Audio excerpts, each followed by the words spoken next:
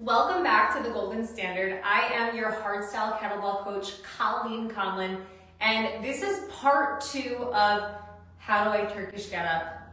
So let's dive in. If you did not get a chance to watch part 1, we just learned the pathway last week. We took the whole session to just go over the pathway. So if you don't know what the pathway is, what we're about to cover is not going to make a whole lot of sense. So I want to encourage you, come back to this video. It will be saved. If you DM me the word gold, I will send it to you along with homework. But for those of you who caught part 1, you know the pathway of the Turkish Get-Up. Today, we need to focus in on how do I create tension? How do I breathe? How do I begin to load this up? We're gonna use a shoe or a book or a shot of tequila. Yeah, I said that.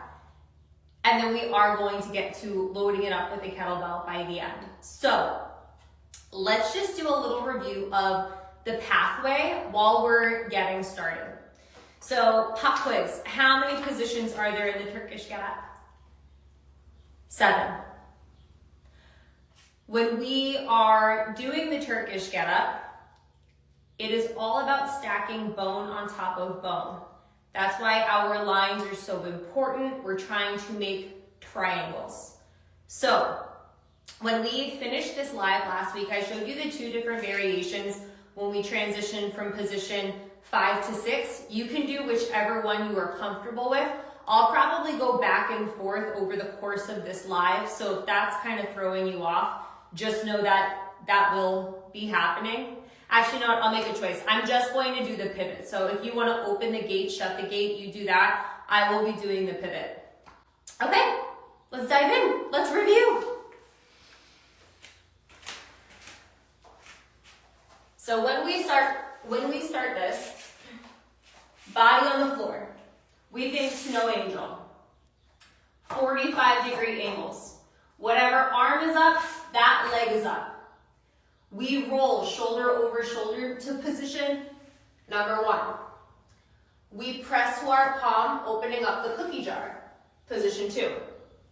We lift hips up just high enough to send the front leg backwards, and we sit hips to heels. Right now, we're at position number 4. We trace our hand up our thigh, position 5. This is where you could shut the gate or pivot the back leg, position 6. From here, I stand up, position 7. I'm at the top. I tap my free leg to know that's the leg that's gonna step back. I go back to position 6. I pivot my back leg, or I would open the gate. I trace my hand down my thigh. I extend my back leg forward, position 3. I take a seat. I shut the cookie jar. I unfold shoulder over shoulder. Okay? Let's do the same thing over on the second side. 45-degree angles. My left arm is up, my left leg is bent. I roll shoulder over shoulder, position 1. I open up the cookie jar, I press to my palm, position number 2. I lift my hips, position 3. I send my front leg back, I sit hips to heels, position number 4. I trace my hand up my thigh, position 5. I pivot my back leg, position 6. I stand up, position 7.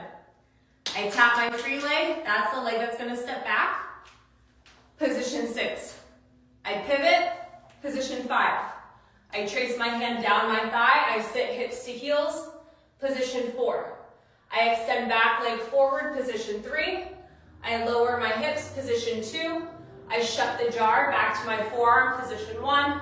I lie all the way down back to the start. Okay? Remember, that's just a review. We took 30 minutes to go over that last week.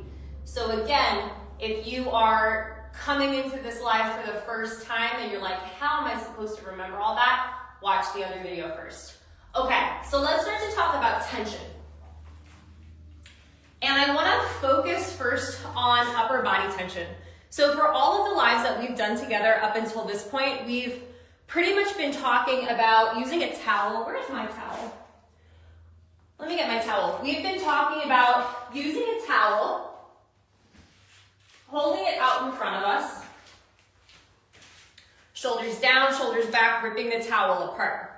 And we feel this tension back behind our armpits.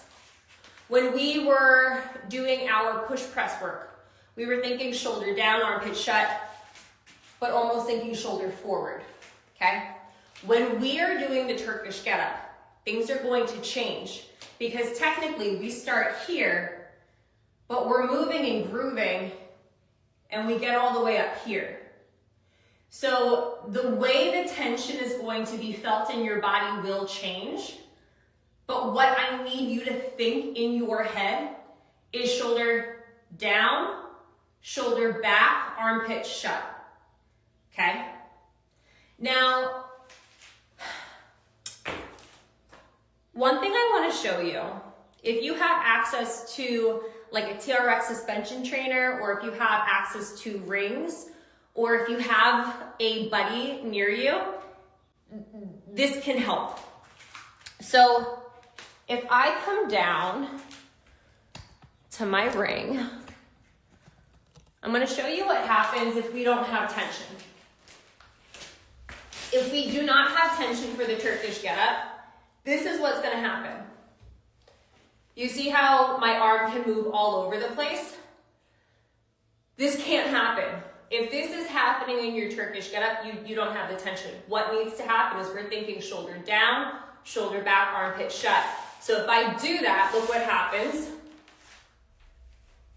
I really can't wiggle around a whole lot. I'm locked in place. Let me show you it from a different angle. I think this will work. Let's see. So again, I'm holding onto the ring. If I don't have tension, you see how wobbly I am? But if I think shoulder down, shoulder back, armpit shut, there's a lot less ability for me to wiggle around. A drill that happens a lot when people teach this with others is you might have somebody laying on the ground and the other person is trying to like pull them up. And if your body is stiff as a board, you'll come up in one piece. And if it's not, you'll kind of turn into this like mushy mess. And that's another way that we know if you have the tension or not.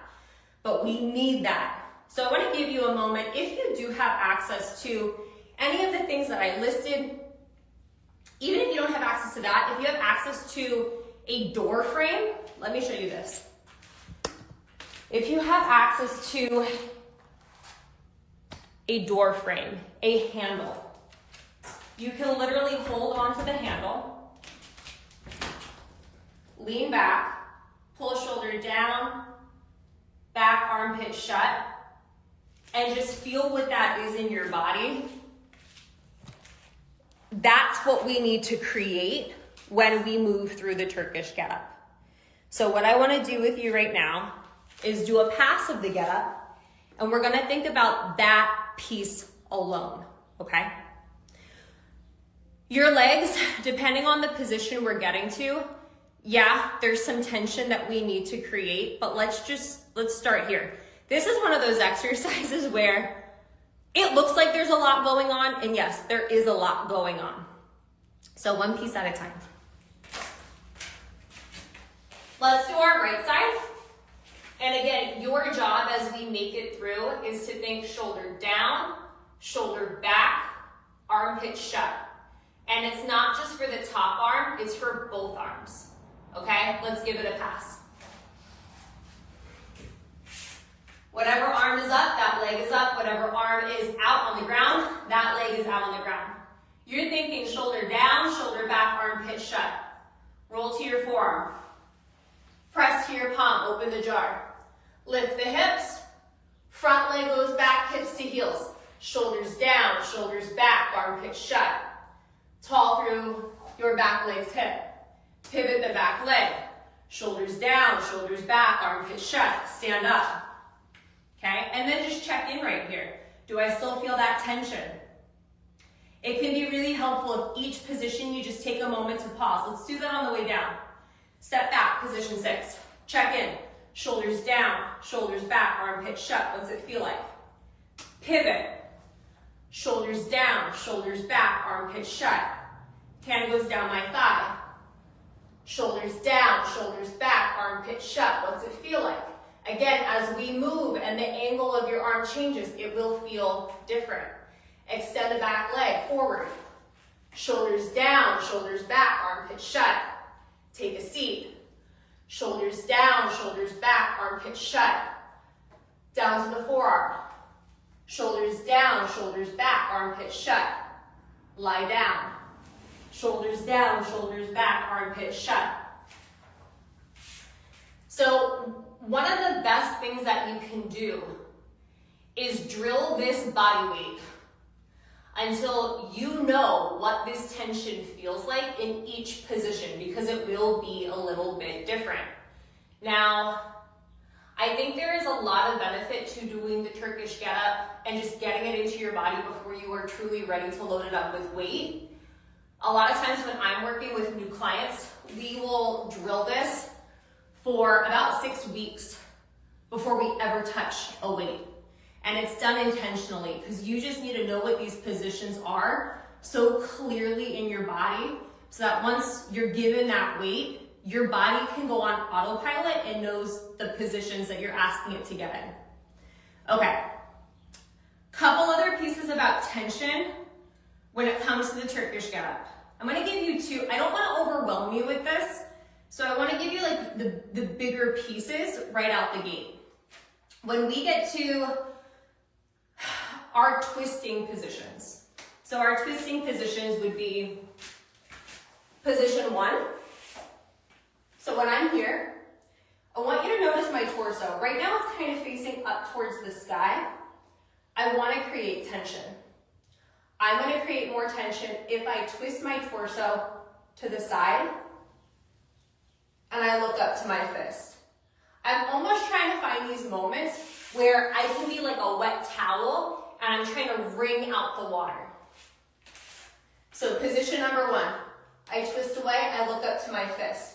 And what you might notice when you're here versus being here, there's a lot more tension in the lat and just down this lateral line of your torso. So I want to twist here for more tension. I'm going to try to maintain that when I press to my palm and open up the cookie jar. There's a lot of tension here. And something you will notice, let me give you a back shot.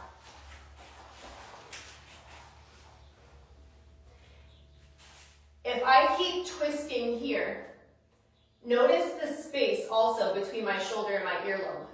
This is good. What's not good is this. We like to call this slumber party shoulder. When you're doing Turkish Get-Ups, no slumber parties. Find the tension, find the lines, find the length, find the tension. Okay, so I'm here, I'm twisting, and I have that tension in my upper body. When I get to position number 4, hips to heels, this is the next place I want to try to find some extra tension throughout my torso. So as I'm here, I'm looking up towards my fist, and I want to think about rotating my chest up towards the sky, okay? I want this to happen on the way up, on the way down. Those are the big pieces in terms of finding more tension through rotation of the Turkish Get-Up. So it's position 1, 2, and 4. The other place where we can sprinkle in a little more tension intentionally is position 6 to 7. So when I get ready to stand up, I want to think about pushing my back leg's big toe down into the ground. I want to think about tipping my belt buckle up. So as I do this, I can feel a stretch in the front portion of my back leg's hip. I have extra stability pushing this toe into the ground. It's going to help me to stand up with more control, creating more tension. And I want to think about maintaining the same thing as I step back and lower. Belt buckle up, push into that back leg's big toe. Okay? So we have tension throughout the upper body. We have it in our torso. lower body as we stand. One place where people tend to think I need a lot of tension for this exercise, and you don't, is your legs. So have you ever seen somebody do a Turkish Get-Up and this kind of happens? Sometimes that's happening because they're just like locking out the quad, they're putting too much tension almost into the lower body. And a really easy way to fix that is put your foot against a wall or against a heavy kettlebell. Let me show you.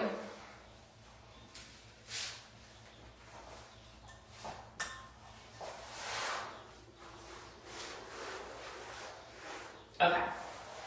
So if you're somebody who is like throwing rambat mas, put your foot against the kettlebell. You want to think about, you can point or flex. You can still create tension, but you need the energy to straight down into the foot instead of up into the air. So try this for me. Try it with a flex foot. Think about pushing the energy down into your heel. From here, as I roll to the side, I'm getting that tactile feedback from the kettlebell. It's going to be a lot easier to get in my body that my foot needs to stay down and the energy needs to go out versus up. The other thing about that roll, we haven't talked about this yet, but the other piece about the roll is when we go to the side, we need breath to help us, and we also need to take advantage of ground reaction forces. So as I roll to the side, I am thinking about pushing myself with this bent legs foot, pushing myself to the side. Do you see that? I push to the side. As I push myself to the side, I'm also pulling with this arm. I can pull with my fingers, I can pull with my elbow. It's almost like if you're gonna do like an army crawl under barbed wire. And I wanna think about pulling myself to the side while I push myself to the side. So we're playing this game of push and pull. I know that was a lot of information that I just gave you. I want you to see what you can put into practice with one rep right now, okay? Let's try it. Left side. 45-degree angles. Left arm up, left leg bent. Right arm, right leg, they're out on the 45. You're gonna push off of your left foot, pull with your right elbow. Roll to the side. As we're here, I twist my torso away from my top arm. I open the cookie jar. I still twist my torso away. And I'm checking in. Shoulders down, shoulders back, armpit shut. I lift my hips, front leg goes back, hips to heels. This is where the rotation starts to change. Instead of going away, I go to my top hand. Check in, shoulders down, shoulders back, armpit shut. I get to position 5, extending my back leg's hip. I pivot my back leg, checking in, shoulders down, shoulders back, armpit shut. This is where the belt buckle comes into play. You're pushing into the back leg's big toe, tip the belt buckle up, stand. Nice. Tap the free leg. I take it back, belt buckle is up, big toe, check it, big toe, still curled. I pivot. Big toe, still curled. See? Maybe you can see. See? All right. Check in, shoulders down, shoulders back, armpit shut. Trace my hand down my thigh. I'm rotating up towards my fist.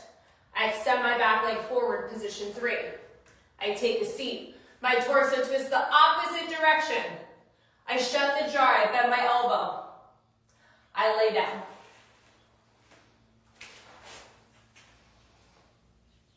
I know there's a lot of information right there.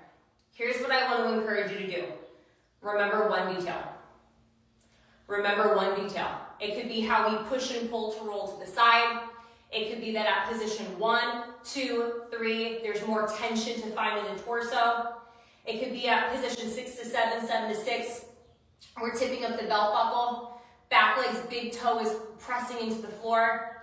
It could just be the concept that the entire time I need shoulder down, shoulder back, armpit shut.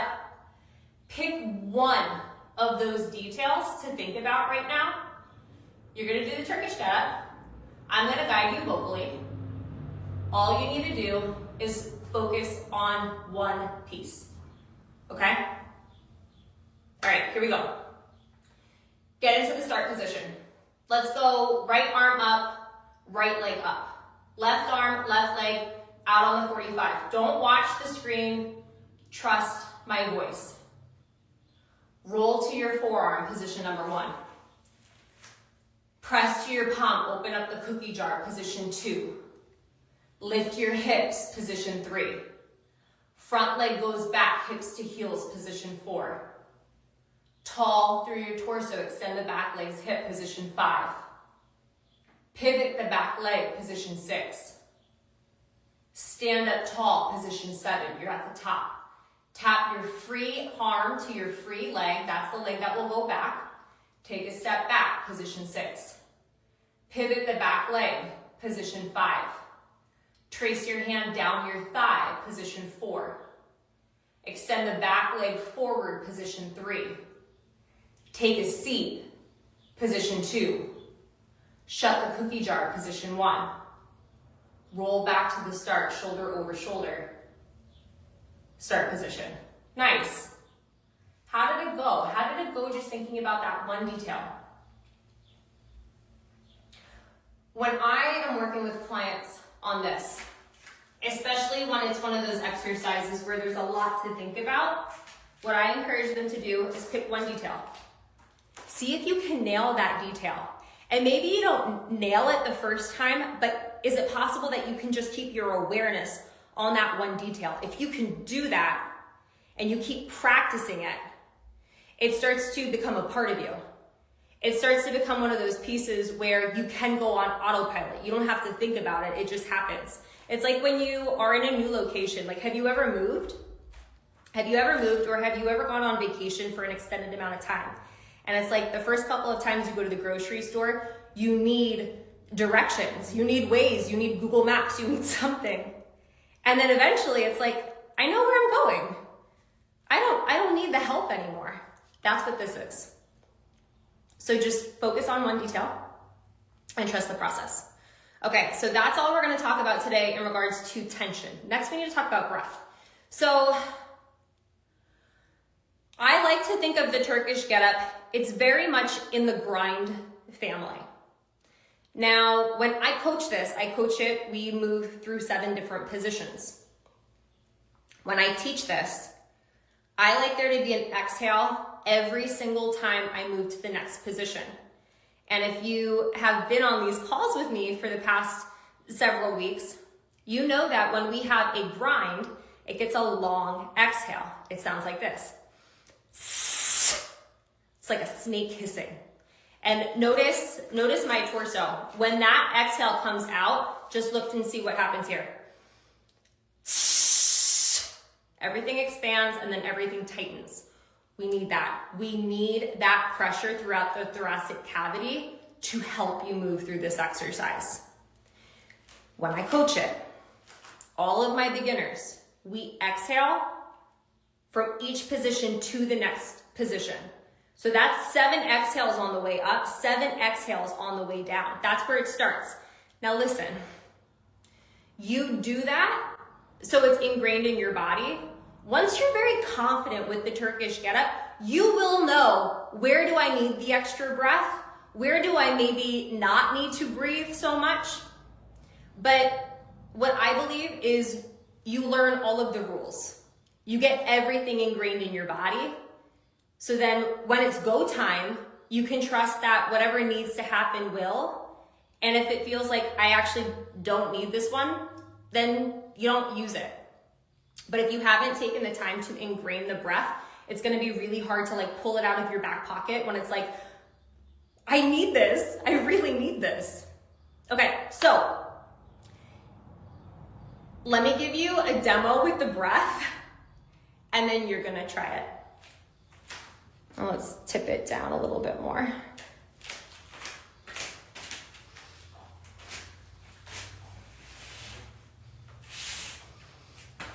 Listen for all of my exhales.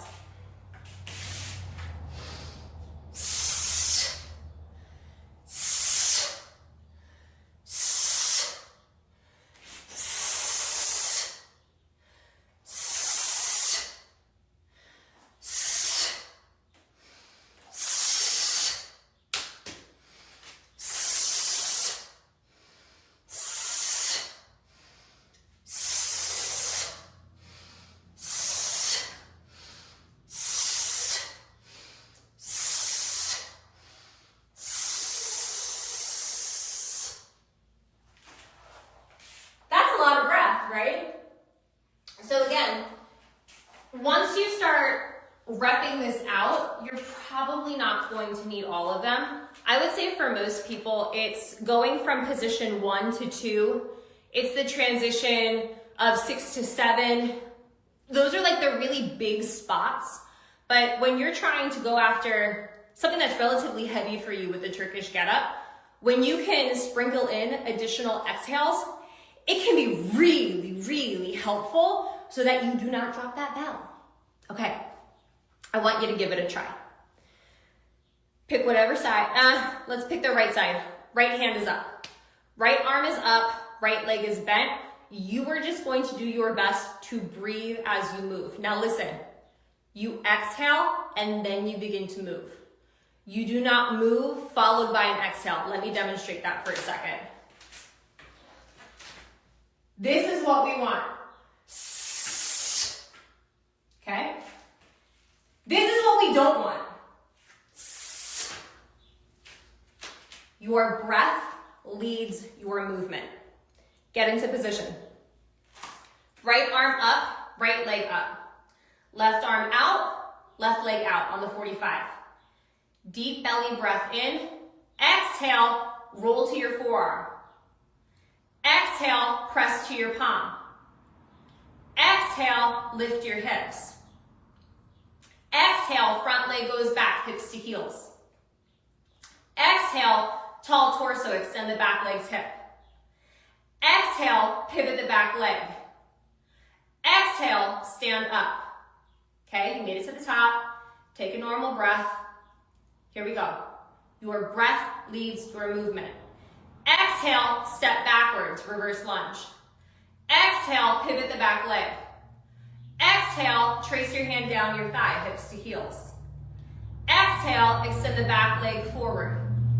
Exhale, take a seat. Exhale, lower down to your forearm, shut the cookie jar. Exhale, roll flat to your back. Nice. So, that's another piece that we need. And sometimes when we're trying to figure out tension and breath, it feels kind of like this, and that's okay. Again, this is a hardstyle kettlebell technique. It is a skill, and people who make it look very easy, they have taken a lot of time to make it look that easy. You need to be able to marry the tension and the breathing before we load this up with weight. Now, if you were somebody who's like, Colleen, I understand the tension. Colleen, I understand the breath. Okay, next piece, this is for you. We load it up with a shoe or a book.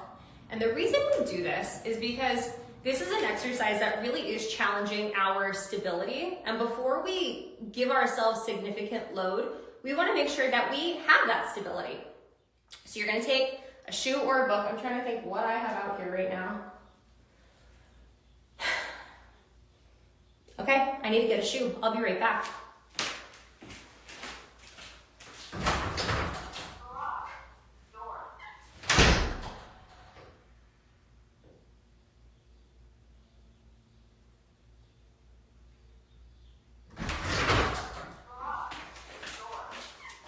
And we have a Vivo. This is so not, I was not planning to like promote a product right now, but Vivo minimalist shoes are a great shoe for the sake of hardstyle kettlebell technique. You never want to be in a sneaker. You don't want that cushion. You want to be connected to the ground.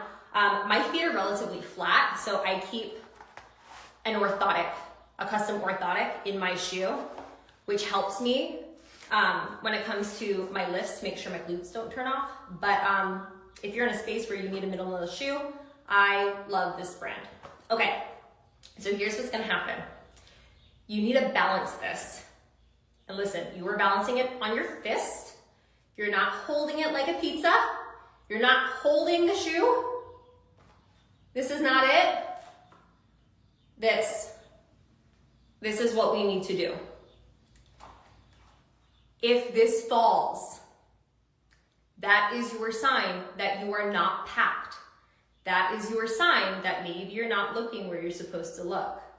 When you're doing a loaded Turkish get-up, you look at the bell the entire time, except for position 6 to 7, 7 to 6. That's when you look straight ahead. But when you are working with something like a shoe, like a book, and we're just trying to get the stability, you look at this the entire time, okay? Can I demonstrate this for you? I wanna show you what this looks like, and then I want you to play with it. I'm gonna carve out about like 4 minutes for you to play with it, but watch me first.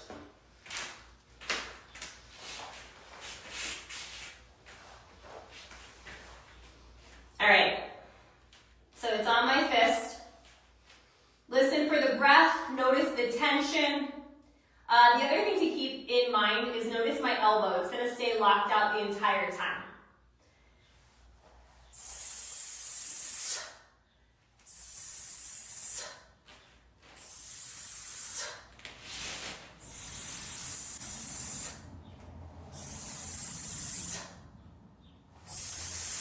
I need to readjust my front foot a little bit, so I'm gonna scoot it.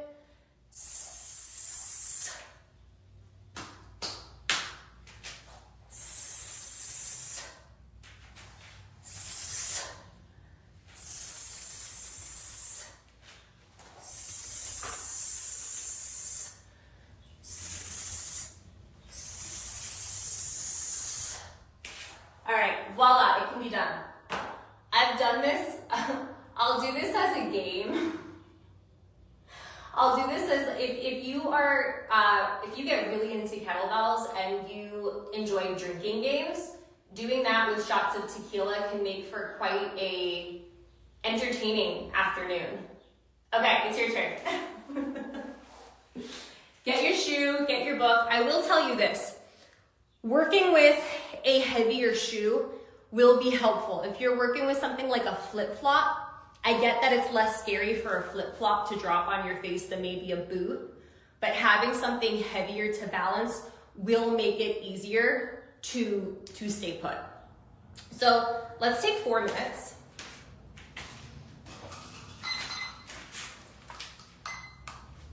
And play, okay? I'm gonna go through the cues multiple times on repeat. Come on in whenever you're ready. And just make sure you're balancing it again. It's on your fist. You're not holding it like a pizza. You're not holding the book or the shoe. You're balancing it. Okay. Right arm up, right leg up. Left leg out, left arm out. Deep breath in, exhale, roll to your forearm. Exhale, press to your palm. Exhale, lift your hips up. Exhale, front leg goes back, hips to heels. Exhale, tall through the torso, extend the back leg's hip. Exhale, pivot the back leg. Exhale, stand tall. Tap the free leg. Exhale, big step backwards. Exhale, pivot the back leg. Exhale, trace your hand down your thigh. Exhale, extend the back leg forward. Exhale, take a seat. Exhale, down to your forearm. Exhale, lie down. Nice. Okay, how did it go? If you drop the shoe or book, it's okay. Just try it again. I've had some clients where they're doing this and they're so they're so freaked out of something dropping on them that they move slower. They move with way more intention than they did prior and they never drop it. And then I have other people where it's like, yeah, you're gonna drop it like 10 times before you figure it out, and that's okay. And that's one one of the things that I love about the way I coach this stuff, where it's like, even if it is messy in the beginning, the room for error, because we are, working with a shoe, like nothing crazy is going to happen. If you can learn how to do this really well, then yeah, when we give you significant weight, you will surprise yourself with what it is you are capable of doing. Thank you. Yeah, every piece of this stuff, and it really depends on who you're learning from. It depends on, how people are necessarily feeding you this information. I'm the kind of coach where I'm gonna strip everything down, bare bones, and a lot of times, like if you're the kind of person who just wants to go, you won't vibe with me because that's not how I work. I get my clients to learn everything bare bones, a lot of intention, so that when it is time to go, they can. And they look really good doing it, and they feel really strong doing it. All right, we got about 45 seconds left. So how's it going with your shoe or your book? Okay, keep going. 30 seconds. Once you hear that buzzer go off, we are gonna get ready to potentially do this with a kettlebell.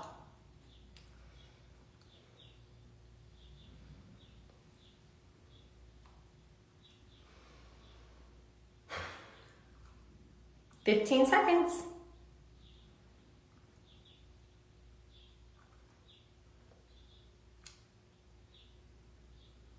5, 4, 3, 2, 1. That's time. Okay.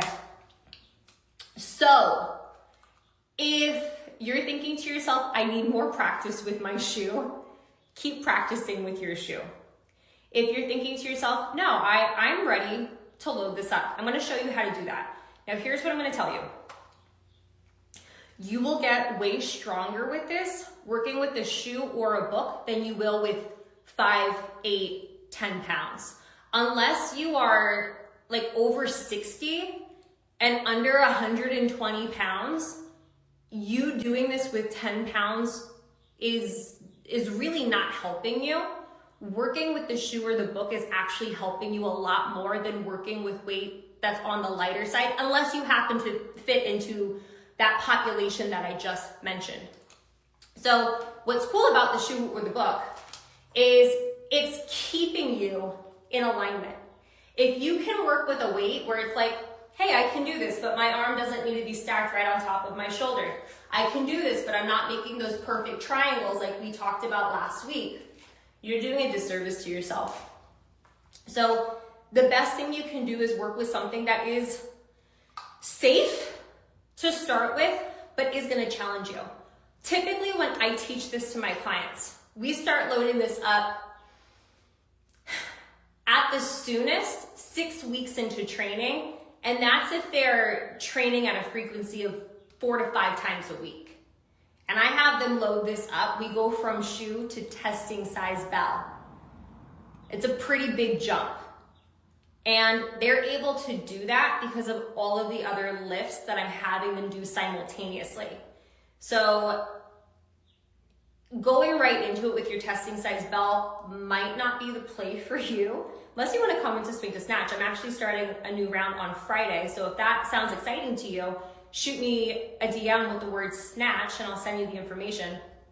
But if you're trying to do this on your own in the very beginning, working with something maybe 2 to 4 kilos lighter than your testing size bell. So let's say your testing size bell is a 16 kilo bell. You could start this with a 12 kilo bell. That would be a really nice starting place. If your testing size bell is a 24 kilos, starting it with a 20 kilo bell, really nice starting place. Again, if it's too light, it's really easy to not be in the proper alignment and still make it through. We need the proper alignment. We need that to be successful with this lift, especially if you have aspirations of doing it with big weight. Yeah. Okay. So this is how we get into position. We're gonna start from fetal.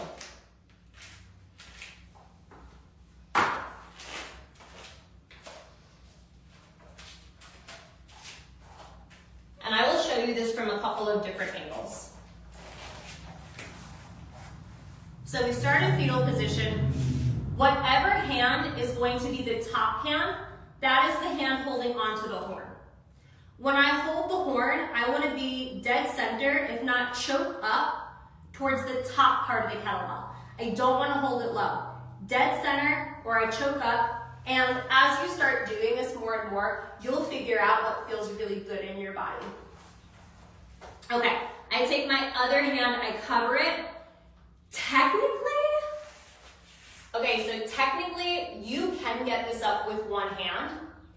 I don't recommend it. Just because when we look at it from the risk versus reward, unless you're doing something specific where it says you have to do this with one hand, always use two hands. I don't know if you know this, I am a 2-time Guinness World Record holder in the Turkish Get-Up. And when I did my attempts, it was actually required that I only could use one hand to get the bell up and get the bell back down.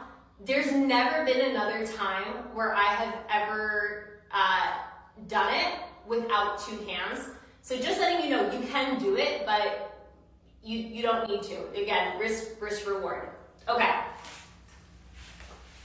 So from here, I want to start with the kettlebell right next to my shoulder. I want to tip the kettlebell. So it's not flat on the ground, it's tipped, it's going to make it easier to go up. I take a big exhale. And then I'm right in position. Okay? When it's time to set the kettlebell down, both hands back on the bell. Again, deep breath in, exhale. And I roll back to fetal. I'm going to show you, I'll give you a back shot. All right. Kettlebell, it's at my shoulder. It's tipped, deep breath in, big exhale. When I'm ready to bring it down, both hands, exhale. And something that can be really helpful is just getting comfortable doing that, getting the bell up above your head and then bringing it back down to the ground. You can do that for time, you can do that for reps. I program that for all of my athletes in the beginning because it's one of those pieces where it's like if you've never done it before, you need to get comfortable, you need to get confident doing it. Okay, can I demo it for you with the kettlebell? I'm going to demo it for you with the kettlebell and then we're going to do a little bit more practice. You can go body weight when we practice. You can use your shoe when we practice. If you want to use a kettlebell, you can do that when we practice as well. But let me give you the demo first.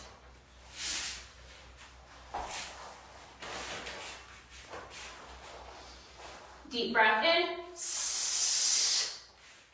I find my start position. Deep breath in.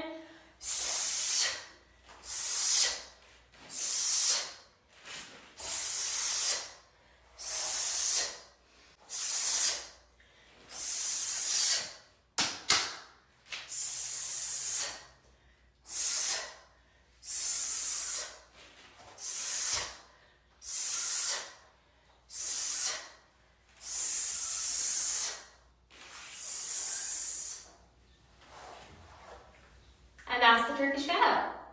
Okay, 4 minutes. You're gonna play. Now, before I start that timer, just a little review. Tension. Checking in, upper body has the tension. Checking in that my torso has the tension. Checking in that my lower body has the tension. Breath. Your breath leads you. 7 exhales on the way up, 7 exhales on the way down. If I use my shoe, I need it to stay balanced. I look at it the whole time. If I'm going to use my kettlebell, position 6 to 7, 7 to 6, I look straight ahead. I don't look at the kettlebell anymore. Pick what you want to play with. Pick one detail to hyper-focus on, and let's see how it goes. 4 minutes. And if as you're doing this, questions come up along the way, drop them in the comments.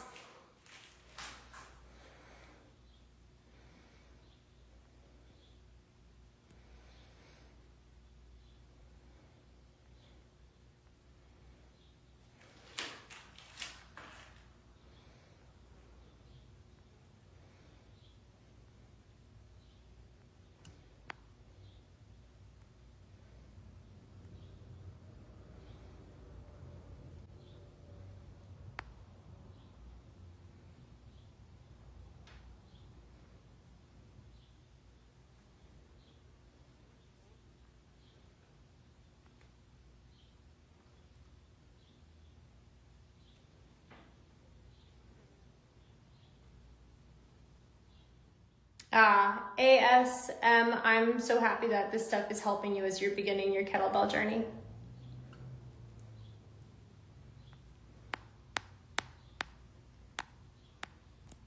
All right, how's it going so far? I will encourage you this, take a breath, take a pause, and switch up what it is you want to focus on.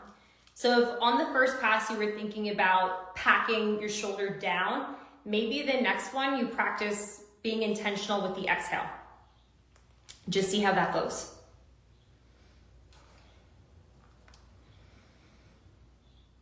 Exhale, and then my body follows. Pressure on my exhale. When you roll from the start to position number one, little pro tip, be aggressive.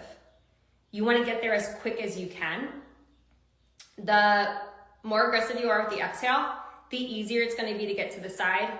And remember, to get to the side, we pull with the elbow and we push off with the bent legs foot. It's one of those things where it's like, if you just don't commit to the speed, it almost makes things harder. But in order to commit to the speed, you have to trust that you're not going to get hurt. Again, this is one of the reasons why you want to lock in the tension. You want to lock in the pathway, you want to lock in the breath, you want to lock it in with a shoe so that when it is time to load it up, you're not second guessing. You can trust your body knows what it needs to do and then just attack it. It's the same thing when it comes to kettlebell ballistics, and we really haven't gotten into that stuff yet. That's my favorite stuff, but you can't move slow. If you move slow, you can get hurt. All right, we're coming up on time. 10 seconds. 5, 4, 3, 2, and done. Nice job. Okay, that was a lot of information. We definitely went over. This was closer to an hour than it was 30 minutes, but here's what I want to leave you with. This is one of those exercises that can give you a really big payoff if you take the time to learn how to do it right. It's not a competition. It's not a race to start doing it with a kettlebell today if you just learned what it was last week. Take your time, nail it body weight, nail it with your Booker shoe so that when it is time to add load that is heavy enough to create change, you're ready for it. Okay? If you would like the homework that goes along with this, go to my Instagram. My handle is I am Colleen Conlon. Send me the word gold. You will be signed up for my email list, and that's where you're going to get the homework from me. Next week, I'm away, so we will not have a session. I will be back with you the following week, and I need to update what we're doing next month. So be on the lookout for that. We will definitely start talking about the kettlebell swing, okay? And if you've been enjoying this series, if you want to do a deep dive on hardstyle kettlebell technique with me, I am starting my live 13-week transformation program starting this Friday. So we learn the big 6. My promise to all of my athletes is by the end of the program, you can swing, squat, strict press, Turkish Get-Up, clean, snatch, at least your testing size bell, if not something up to 8 kilos heavier. And for some of the skills, I have had graduates complete it, being able to use doubles of their testing size bell. So if you're interested in that, comment the word snatch and I will send you all of that information. It's an incredible program. This will be the 10th time I've run it in the last 5 years. And if you've spent any time on my page seeing some of the gnarly stuff that I can get people to do in as little as 13 weeks, it's because they came into that program. Okay, I will catch you in 2 weeks. Bye.